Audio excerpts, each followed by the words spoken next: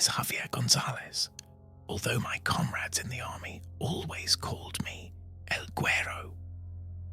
From a young age, I had a tough life on the streets of Mexico City. I grew up in a neighborhood where violence was the norm and life was cheap. My parents were barely present, and when they were, it was mostly to fight with each other. It's no wonder that, at 18, with few options and no direction, I decided to enlist in the army. I wanted to escape my reality, find purpose, and maybe make something of my life. The army gave me structure, discipline, and a sense of belonging I had never felt before. I became close to my squad, especially to my friend and fellow soldier, Luis El Flaco Hernandez. We went through the worst together, from grueling training to dangerous missions on the border with Guatemala, fighting drug trafficking and other threats. But I never imagined that one particular mission would change my life forever, or rather, my death. It all started during a routine operation. We were deployed to a mountainous area near the border where a cartel was suspected of operating. The mission was simple: locate and neutralize any threats. It was something we had done dozens of times before, and we were all confident. We moved through the night, the silence only broken by the crunch of branches under our boots. My unit moved in perfect sync. Each of us knew what to do. But something was wrong that night. The air was colder than usual, and a strange mist began to surround us. I felt pressure in my chest, a sensation that something terrible was about to happen. "Flaco, do you feel that?" I whispered as we advanced. He nodded, his face pale under the faint moonlight. "I don't like this, Güero. Something's not right." Suddenly, a shot rang out, then another, and before I could react, chaos erupted. We were ambushed, bullets flew everywhere, and our men fell one by one. I tried to stay covered, but the enemy fire was relentless. That's when I felt the impact. A sharp pain in my chest took my breath away. I looked down and saw blood soaking my uniform. I fell to my knees, my vision darkened, and the last thing I heard was Flaco's voice calling my name before everything went black. I awoke in a sort of limbo. I don't know how much time had passed, but I knew something was terribly wrong. The pain was gone, but I felt strange, as if a part of me had been left on that battlefield. I tried to move, but my body felt heavy, as if tied to something invisible. Finally, my eyes opened, and I saw my army comrades around me, their faces filled with astonishment and horror. I was back at our base in a medical tent. Luis was there, tears in his eyes. "It can't be, Güero. You were dead," he murmured, unable to believe what he was seeing. I looked around, confused. "Dead? No, that can't be. I'm here, right?" A medic approached, shaking his head. "You were dead, Gonzalez. No pulse, no breathing. We declared you dead hours ago." The shock hit me hard. I couldn't process what they were saying.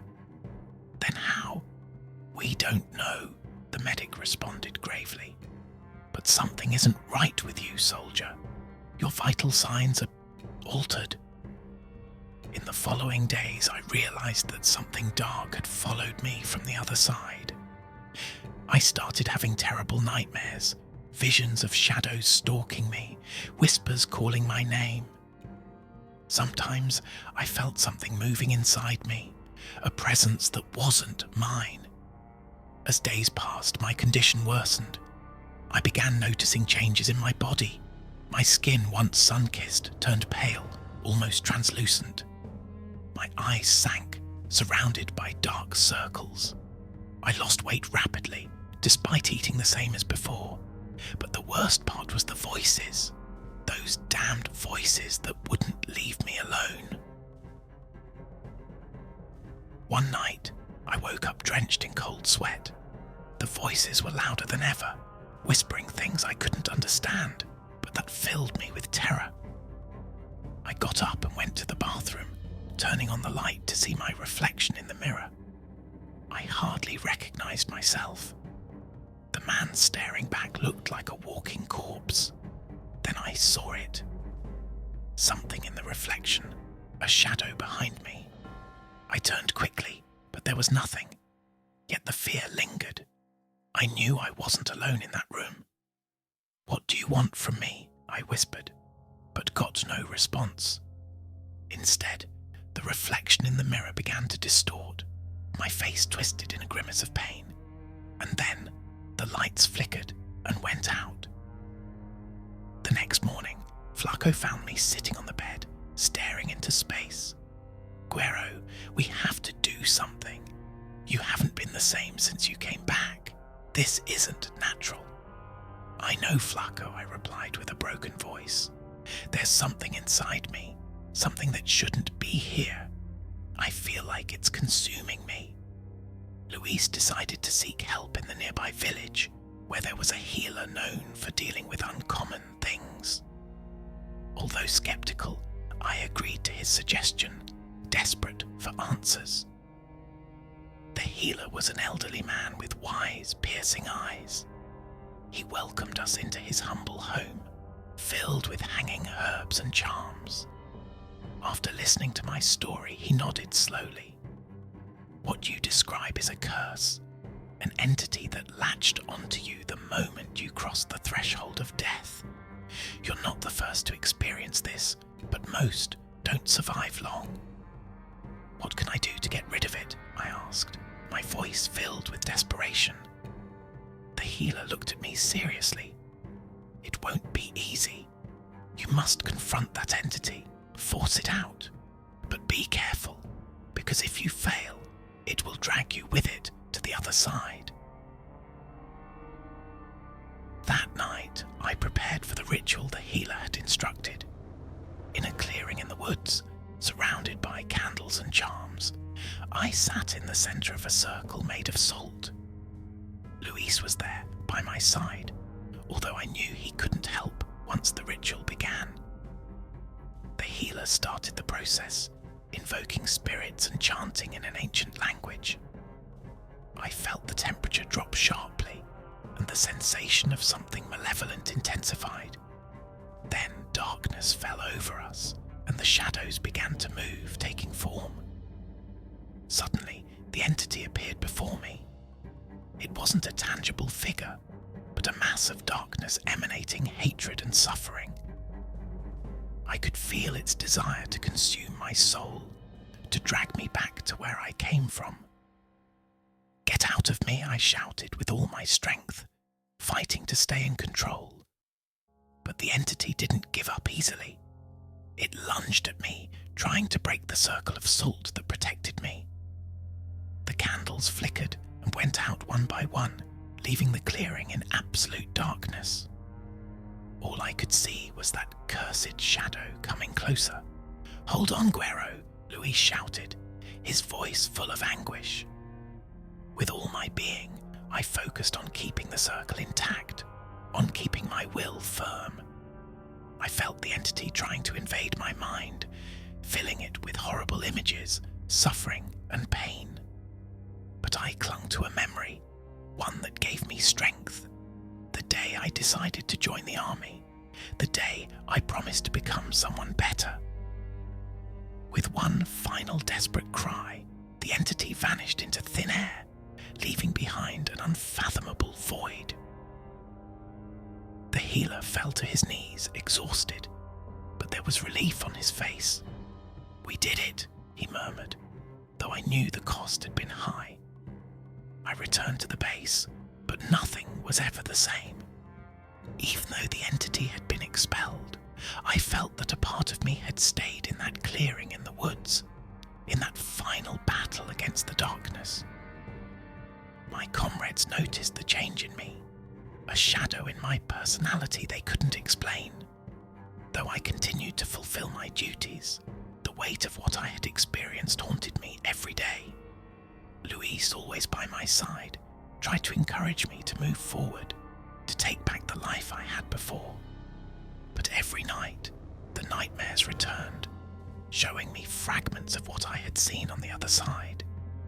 They were visions that constantly reminded me that I had crossed a boundary no man should ever cross. The army superiors, distrustful of my condition, decided to grant me an honourable discharge, claiming I needed time to recover. I didn't fight their decision. I knew that although I was physically in this world, a part of me would always be trapped in the other. I returned to Mexico City, to the same streets that had seen me grow up. The noise and vibrant life of the city contrasted with the darkness I felt inside. I tried to find solace in routine, in familiar faces from the neighborhood, but there was always a sense that something was watching me, that the entity hadn't completely left. One night, as I walked down a dark, lonely street, I felt that presence again. The air grew cold, and my breath became heavy. I turned quickly, searching for the source of the feeling, but saw nothing. However, I couldn't ignore the chill running down my spine. "Guero?" I heard Flaco's familiar voice from across the street. I ran to him, grateful to see a familiar face. "Flaco, I thought you had gone back to the base," I said, trying to sound casual though my heart was pounding. "I did," he replied, his face somber. "But I had to make sure you were okay." "I'm fine," I lied, knowing I couldn't fool him. "I just needed some air."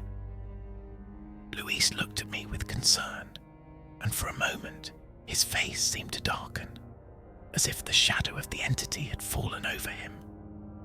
But when I blinked, the image was gone, and my friend was there as usual. "You know you're never alone, right, Guero?" he said, his voice soft but firm. "What you faced, you don't have to carry that alone." I nodded, though in my heart, I knew I couldn't completely share the burden with anyone. Luis stayed with me that night, and we talked about the old times, our missions, and what we had been through. But when I woke up the next morning, Luis was gone. I thought maybe he had left early, but something in the air made me feel it wasn't just a dream. Days passed, and the presence of the entity gradually faded. I began to rebuild my life, working wherever I could find a job and trying to stay busy. But at night, when the world fell silent, I always felt a shadow behind me, a sense that something was watching from the other side.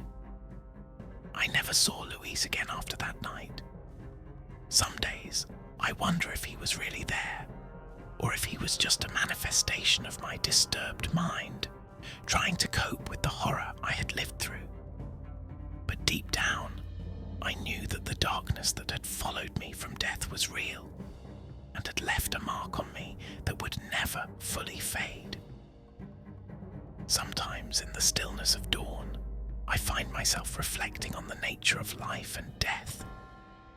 Soldiers are trained to face any threat, to withstand any enemy, but nothing prepares us for what lies beyond death, for the horrors lurking in the shadows of existence. I have learned that there are things in this world beyond our understanding, entities that exist on the edges of reality and the unreal. And though I have returned from death, I know I will never be truly free from what I saw and felt on the other side. People in the neighborhood say I've changed, that I'm not the same Javier they once knew. And they're right. I have seen darkness and survived, but at a price. I don't know how much longer I can go on, but each day I spend in this world is a triumph over the shadow that follows me. And so, I keep living, a man marked by death, determined to fight against the shadows that try to claim me. Because in this world, the only thing we truly have is our will to resist, even when all seems lost.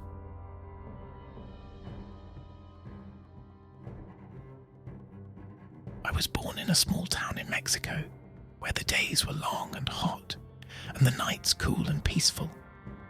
My family was always humble but hard-working. Since childhood, I knew I wanted to serve my country, inspired by the stories my grandfather told about the revolution. So when I got the chance, I enlisted in the army. Training wasn't easy, but I enjoyed the discipline, the camaraderie, and the sense of purpose that came with wearing the uniform. The years passed, and after several missions in different parts of the country, I was assigned to a special operation in a mountainous region near the border. It was during this mission that everything changed. I remember that night being darker than usual, as if the moon itself had decided to hide. We had mobilized to secure an area where reports had indicated the presence of an armed group. It was a routine mission, or so we thought. But from the beginning, something didn't feel right.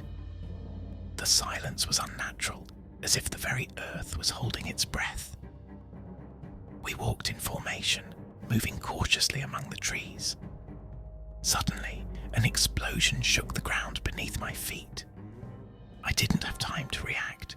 The impact threw me several meters back, and everything went black. That's where my nightmare began. When I opened my eyes, I found myself in a place that was neither heaven nor hell, but a vast void, a dark and sinister world. The ground was cold, grey earth, and the sky, if it could be called that, was an abyss without stars. There was no trace of my comrades, no sign of the mission. I was alone. I wandered aimlessly, trying to understand where I was. The echoes of my footsteps reverberated into the distance, but there were no walls or mountains to return the sound. The darkness was thick, like a living mist moving around me, whispering things I couldn't comprehend.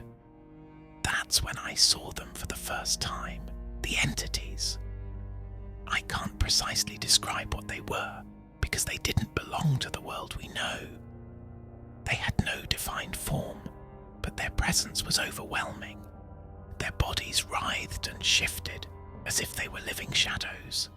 And their eyes, those eyes burned with pure hatred, an ancient malice that seemed to transcend time.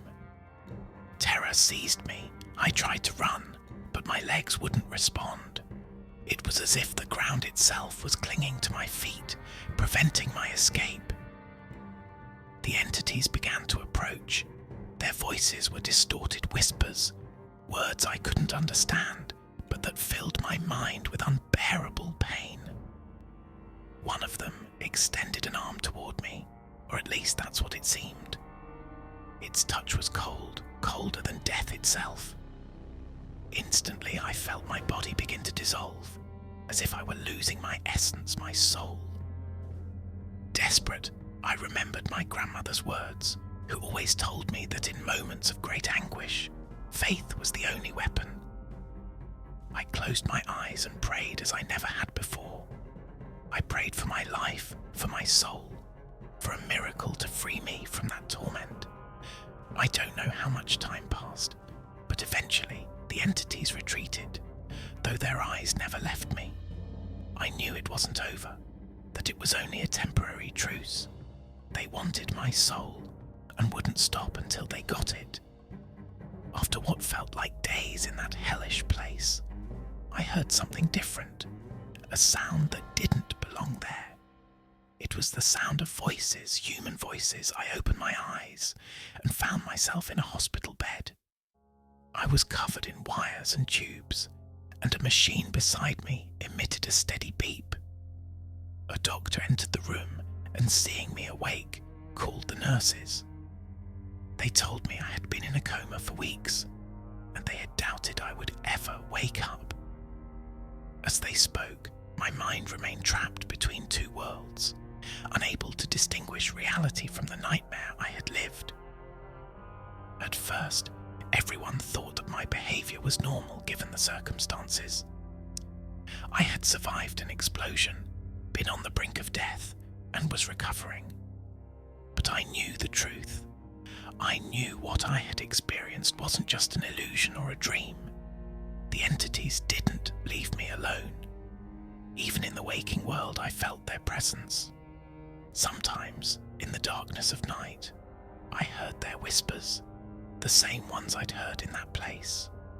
And when I closed my eyes, I saw them, lurking at the edges of my vision, waiting for the right moment to trap me. Despite my fears, I insisted on returning to active duty. I needed to prove to myself that it had all been a nightmare induced by the coma, a product of my traumatized mind. However, nothing changed. During night missions, I felt their eyes on me, watching from the shadows. One night, while we were on guard in a small village, the tension became unbearable. I was patrolling the perimeter when a chill ran down my spine. I turned quickly, and there they were, at the edge of the woods, watching me with those burning eyes. There was no doubt they were in this world too. I ran back to the camp, trying to warn my comrades, but no one believed me. On the contrary, they began to worry about my mental state. And how could they not, when to them, I was just a soldier who had suffered severe trauma? I can't say for sure when they began to take control. Things got worse over time. I started hearing their voices even during the day. Sometimes the shadows on the walls seemed to move, twisting into familiar and terrifying shapes. One night, while we were camping on hostile terrain, I couldn't take it anymore. I felt my soul was about to be ripped away. I don't know if it was fear or desperation, but I decided to face those entities one last time. I walked away from the camp, heading into the forest. Whispers and shadows followed me, and soon I found myself surrounded by those entities. I closed my eyes and prayed once more, knowing this would be my final battle. I woke up in the hospital, but something had changed. The voices, the shadows, everything had disappeared. My comrades had found me unconscious in the woods, without signs of physical injuries. But what I had faced, what I had survived, left scars on my mind and soul. I left the army shortly after. No one understood, but I knew I couldn't keep fighting. My war was no longer in this world. Now I live in a small house, far from civilization, trying to rebuild my life. But on the darkest nights, when silence is overwhelming, I sometimes feel something watching me from the shadows, waiting, lurking. And I wonder, did I really escape? Or am I simply living in a truce, waiting for the day those entities come back for what's theirs?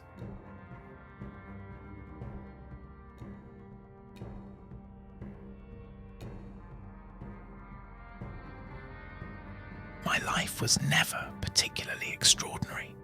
We were a simple family with few comforts, but full of love and respect for our values. My father, a former soldier, taught me from a young age the importance of discipline and loyalty.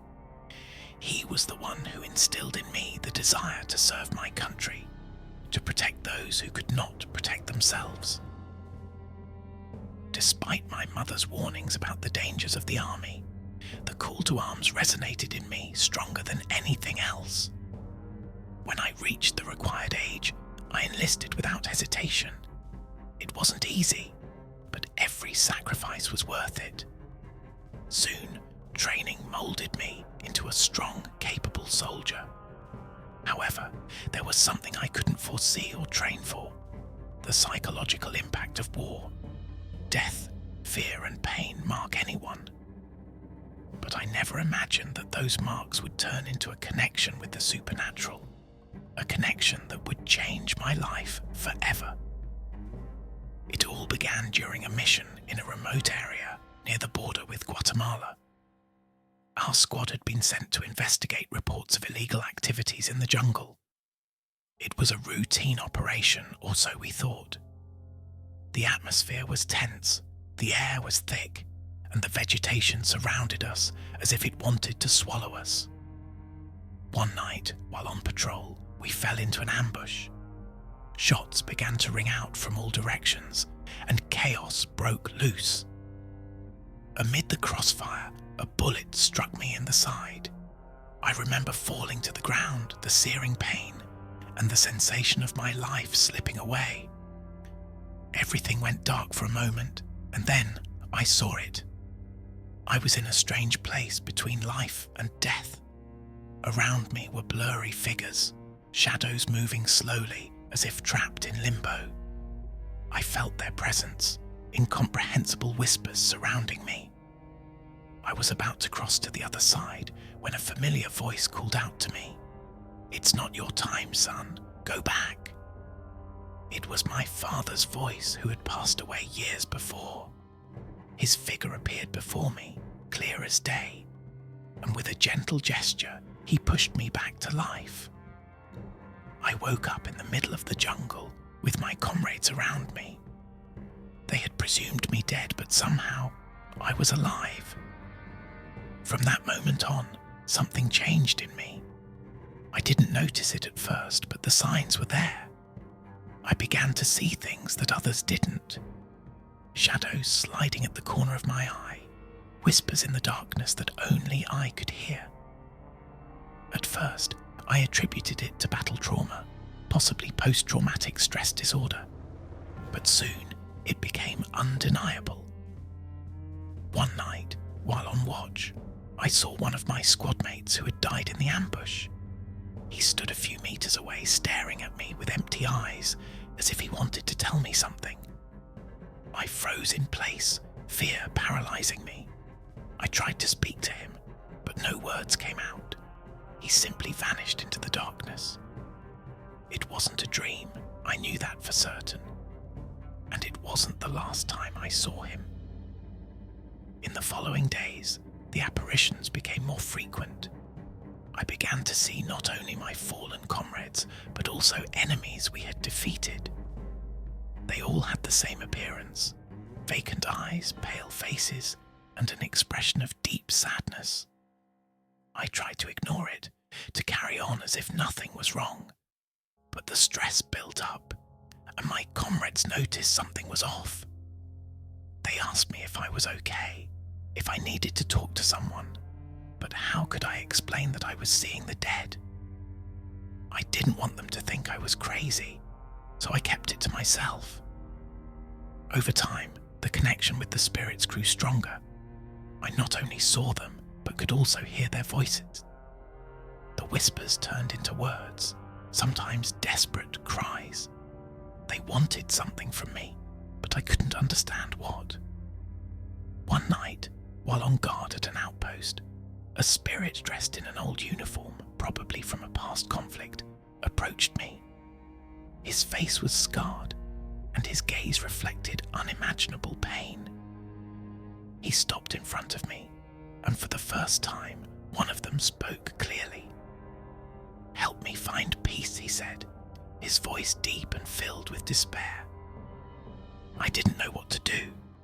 How could I help a spirit find peace? What did that even mean? I tried to ask him, but he simply repeated the same thing before disappearing into the night. The following days were a nightmare. More spirits began to appear, all with the same message. They wanted to find peace. Some were soldiers, others civilians, but they were all trapped in that limbo, unable to move on. It was as if my near-death experience had opened a door I couldn't close. One day, while I was alone in the camp, the spirit of one of my comrades, who had been a great friend in life, appeared. His face was full of pain, and for the first time, I felt a deep connection with one of them. "What happened that day wasn't your fault," he said. "We all knew the risks, we all made our choices, but we need you to set us free." I felt a mix of emotions, sadness, guilt, but also a strong desire to help. I asked him how I could do it, and his answer was simple. "Remember our stories, don't let us be forgotten, and don't fear what you have seen." That night, I lit a small fire, surrounded by spirits, and began to tell their stories. There was something cathartic about it, as if by verbalizing their experiences, I was giving them the peace they so desperately sought. With each story I told, I felt a weight lift from my chest, and the figures began to fade away one by one, leaving behind only a sense of calm. I don't know if what I lived was real, a manifestation of my mind troubled by war, or something truly supernatural. But I know that since that night, the visions and whispers stopped.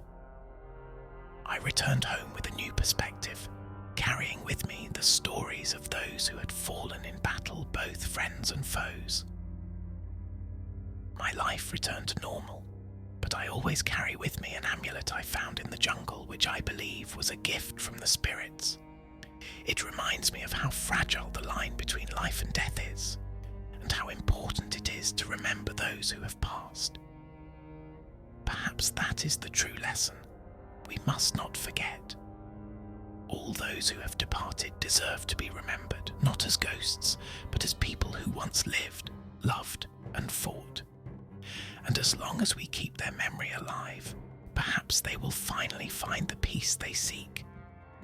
Now, whenever someone asks me about my time in the army, I share some of those stories, not of battles or victories, but of the people I met in that strange limbo between life and death. And although some look at me with skepticism, I always end with the same words. You may not believe me, but sometimes what we cannot see is more real than what is before our eyes.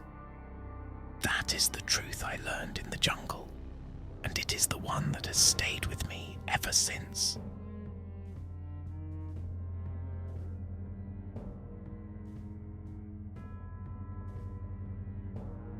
Since I was a child, I was taught to respect nature and the spirits that, according to legends, lived in the forests.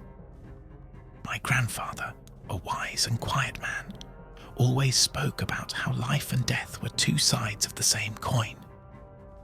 Death is not the end, he used to say, but a change of perception. However, being young and stubborn, I never took his words seriously.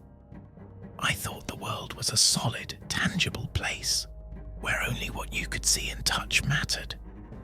When I turned 18, I enlisted in the army, seeking a different life, one that would allow me to see beyond the confines of my small town.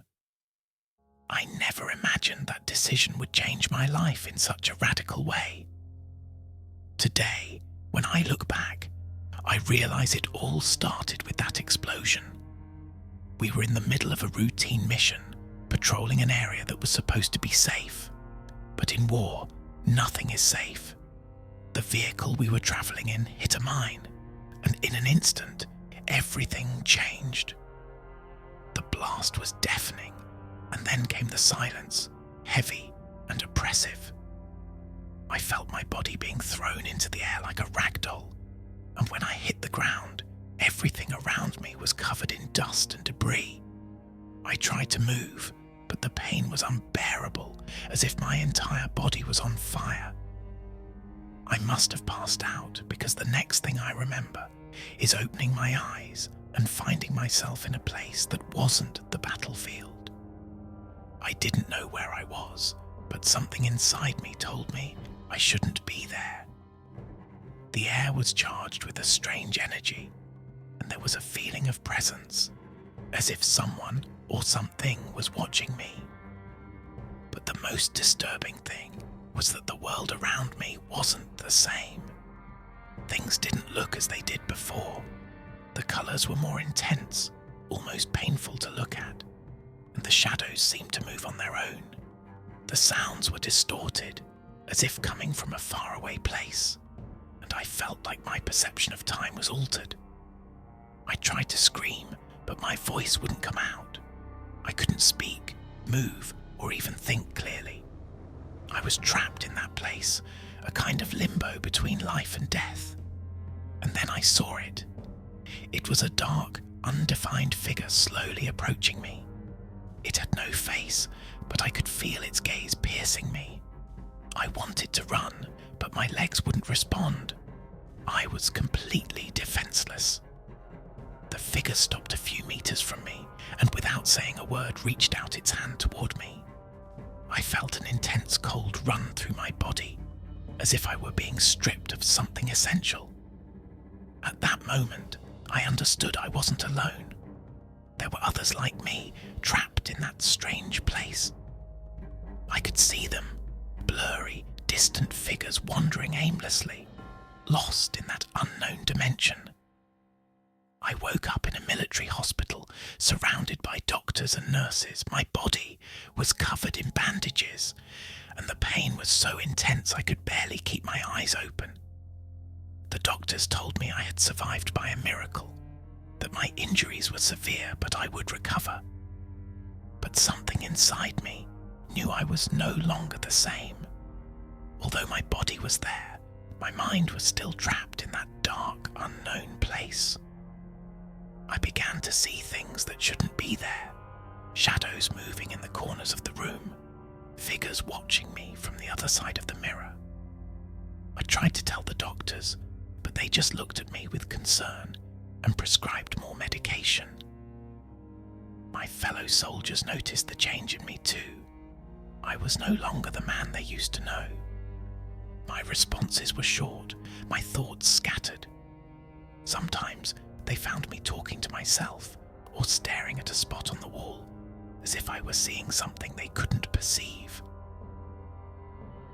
One night, while recovering at the base, I heard a whisper. It was the same voice I had heard in that strange place, a whisper that seemed to come from everywhere and nowhere. "You haven't escaped," it said. "You've only changed places." I got out of bed, ignoring the pain, and followed the sound. It led me to a dark corner of the base, a place I didn't recognize. The walls were covered in moss and dampness, and the air was thick and heavy. I felt the presence again, the same dark figure I had seen before. But this time, it wasn't alone. There were others, many others, figures I could barely distinguish in the dim light. They were there, watching me, waiting. I felt my mind tearing apart between two worlds, the one I knew and the one beyond my understanding. I fell to my knees, trembling as the figures slowly approached. There was no escape. I knew I had crossed a threshold from which there was no return.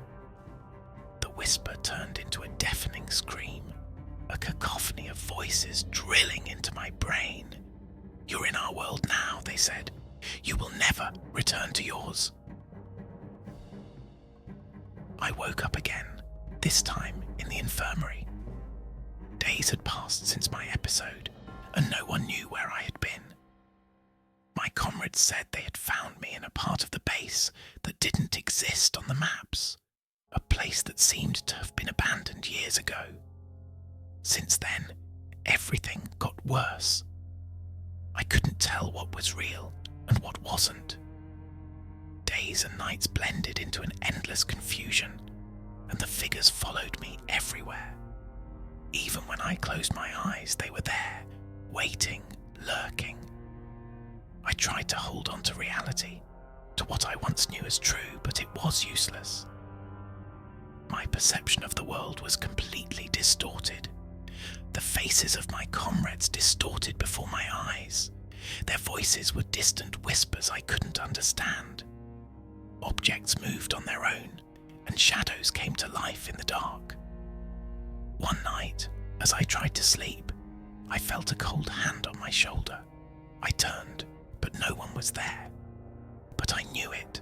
I felt the presence, felt the cold on my skin, the breath on my neck. It was the figure, that entity that had dragged me into its world. "This is your fate," it whispered in my ear.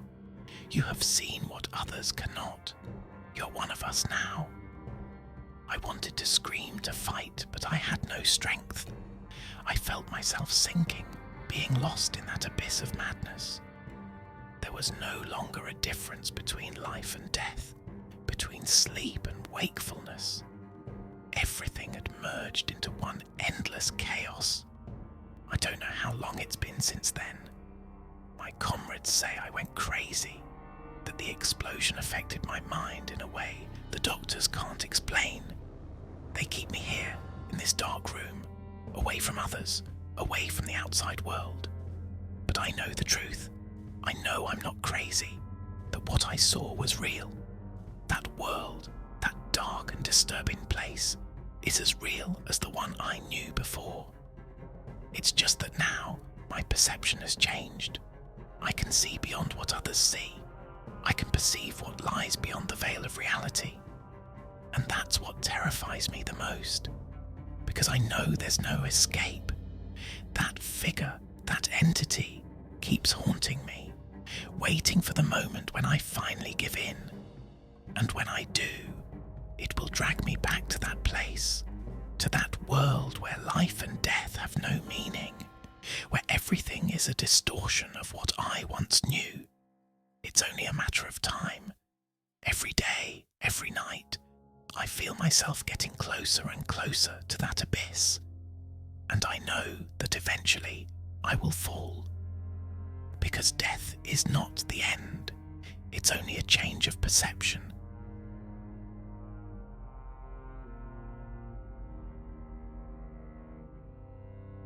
I never imagined that a routine mission in the Guerrero Mountains would end with my body trapped under tons of rubble. It all began with a simple surveillance operation in an area that had become particularly dangerous. Criminal groups had taken control of certain areas, and our job was to make sure they weren't establishing permanent bases. But fate had other plans. My parents were farmers, simple but hard-working people. From a young age, I knew that life in the countryside wasn't for me. I longed for something more, something that would give me a sense of purpose and allow me to see the world beyond the mountains that surrounded my home. So, as soon as I was old enough, I enlisted in the army. It was a tough life, but the discipline and camaraderie gave me what I needed. Over the years, I rose through the ranks, earning the respect of my comrades and superiors. This mission in Guerrero was no different from many others we had conducted in the past. We had been informed of the possibility of an enemy camp hidden in the mountains, and our job was to locate and secure the area. The night before the attack, the wind blew cold, and the moon barely peeked out between the clouds. Something in the air felt wrong, like a bad omen, but I ignored it. There was no room for superstitions in my line of work. The day began like any other. We moved in formation, eyes wide open and senses on alert. We knew the enemy could be anywhere, watching us. We arrived at a small abandoned village on the mountainside, and that's when everything changed. Suddenly, the sky filled with a deafening roar. Before I could react, the ground shook violently beneath my feet, and in an instant, everything collapsed. The bombing was unexpected, and there was no time to take cover. The last thing I remember before losing consciousness was the sound of my comrades screaming and the overwhelming weight of the debris falling on me. I woke up in darkness, my head pounding and my body aching. I couldn't move, and the air was heavy, filled with dust and dirt. The silence was absolute, broken only by the sound of my labored breathing. I tried to move my legs, but the pain was unbearable. I could tell something was broken, but I couldn't figure out what. "Can anyone hear me?" I shouted, hoping one of my comrades was nearby. There was no response. Despair began to take hold of me. I was alone, trapped under tons of concrete and earth, with little air and even less hope. I knew that if they didn't find me soon, I wouldn't survive. As the hours passed, my mind started to play tricks on me. I don't know if it was the lack of oxygen, the pain, or the terror of being buried alive, but I began to see things that weren't there. At first, I heard whispers, voices that seemed to come from deep within the earth. They were voices of people I knew, comrades who had fallen in previous missions. Their words were incomprehensible, but the tone was unsettling, as if they were trying to warn me about something. Then the visions began. In the pitch-black darkness, shadowy figures appeared before my eyes. They were like shadows, but with human forms, without faces or identity. They moved slowly, coming closer, and then pulling away, as if they were watching me. This isn't real, I kept repeating to myself, trying to stay sane. But the visions intensified. I saw my mother standing by my childhood bed, praying for me. Then the image changed, and I saw her face twisted with pain, crying tears of blood. I tried to shake my head, to push those images out of my mind, but they wouldn't disappear. Time lost all meaning. I had no idea if an hour or a day had passed since I'd been trapped. The pain was excruciating, and my throat burned with thirst. That's when I saw something that chilled me to the bone. In front of me, among the shadows, appeared a familiar figure, but it wasn't someone I wanted to see. It was a comrade, someone who had died in a mission months before. His body was mangled just as I had found him after the attack that killed him. But the worst part wasn't his appearance. It was the expression on his face.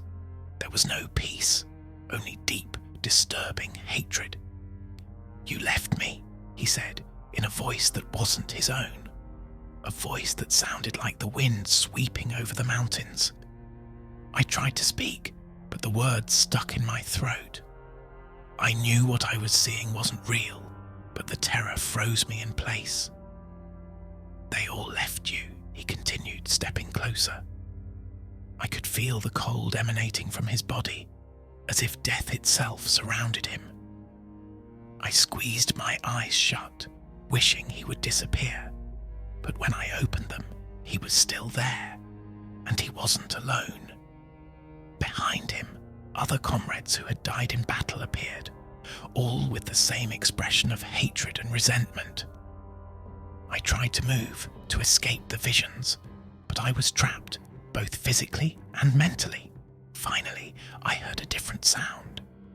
It was a distant noise, like machinery. I focused on that sound, clinging to it like a lifeline. I knew that if I could stay conscious, there was a chance they would find me. But the visions didn't stop. The spectral figures continued to haunt me, whispering things I didn't want to hear. Things about my past, about decisions I had made on the battlefield. I felt like they were judging me, condemning me for something. "I won't give up," I told myself over and over, trying to keep my mind clear. But exhaustion and pain began to take over. Each breath was a struggle, and the weight on my chest seemed to grow heavier with every passing second. I felt death drawing near, lurking in the shadows, waiting for the right moment to claim me. When I finally heard the voices, I thought it was another hallucination. They were human voices, shouting and giving orders from above. But unlike before, these were clear, real. I could feel the vibration of the tools as they worked to remove the rubble. "Here, I'm here," I shouted, with the last of my strength. The next thing I saw was light, a bright flash piercing the darkness. The ground began to shift, and finally, after what felt like hours, I felt fresh air on my face. They pulled me out carefully, and I saw the worried faces of my comrades. The outside world felt unreal, as if it were part of the visions I had experienced. They carried me on a stretcher, and although I knew I was safe, I couldn't stop thinking about what I had seen and heard beneath the ground. The days that followed were a a mix of relief and confusion. The doctors said my injuries were severe, but that I would recover in time. However, the visions and hallucinations I experienced in those moments of darkness didn't go away so easily. Sometimes, in the middle of the night, I wake up startled, convinced I'm still trapped under the rubble. And when I close my eyes, I see those faces again, those eyes full of hatred staring at me from the shadows. I don't know if it was trauma, lack of oxygen, or if there was really something more, something beyond our understanding. But one thing is certain. I will never be the same again. The physical scars will heal, but the ones left by those visions in my mind will stay forever. Now every time I close my eyes, I hope not to see them. But I know that sooner or later they will return, because what I lived through under that rubble was more than just a fight for survival.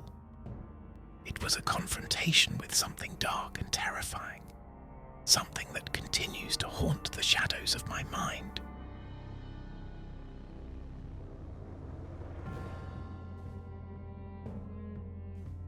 I was once a strong, determined soldier, respected by my comrades and superiors alike.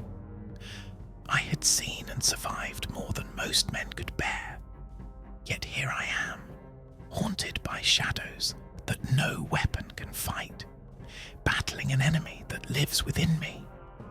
It wasn't the enemy on the battlefield that broke me, but the war I waged after the battles were over. My childhood in Monterey was a happy one. My parents worked hard to give my brothers and me a decent life. My father, a veteran himself, instilled in me a sense of pride and duty from an early age. The army was a natural path, and at 18 I enlisted. I wanted to honor my father, protect my country, and find my place in the world. The years passed, filled with training, missions, and a camaraderie that can only be forged through shared hardships. I saw death up close many times. Friends who started out beside me never made it back. With each loss, a part of me withered, but I pushed forward, telling myself it was the price of service. Yet some wounds run deeper than flesh. It wasn't one battle or one death that broke me, but the accumulation of all of them, the weight that settled on my soul like an immovable stone. When I returned from my last mission, I was no longer the man my family remembered. I was quieter, my laughter had disappeared, and my gaze seemed fixed on something far away, as if I was seeing things others could not. The nights were the worst. Sleep eluded me, and when it finally came, it was filled with nightmares. Memories of the fallen, of the cries of pain, and the sight of eyes filled with fear haunted me. I would wake up in a cold sweat, heart racing, unable to shake the feeling that something was watching me from the darkness. As time went on, my world shrank. I isolated myself from my family and friends, unable to share the torment inside me. They wouldn't understand. How could they? Even I didn't fully understand what was happening. The word depression wasn't enough to describe the abyss I had fallen into. It was something darker, something alive. One night, as I sat alone in my small room, staring at the shadows cast by the dim light, I felt a presence. It was subtle at first, like a chill that runs down your spine when you know someone is watching you. But when I turned, there was no one there. I tried to ignore it, convincing myself it was just my mind playing tricks. But then it happened again, and again. Each time, the feeling grew stronger, more tangible.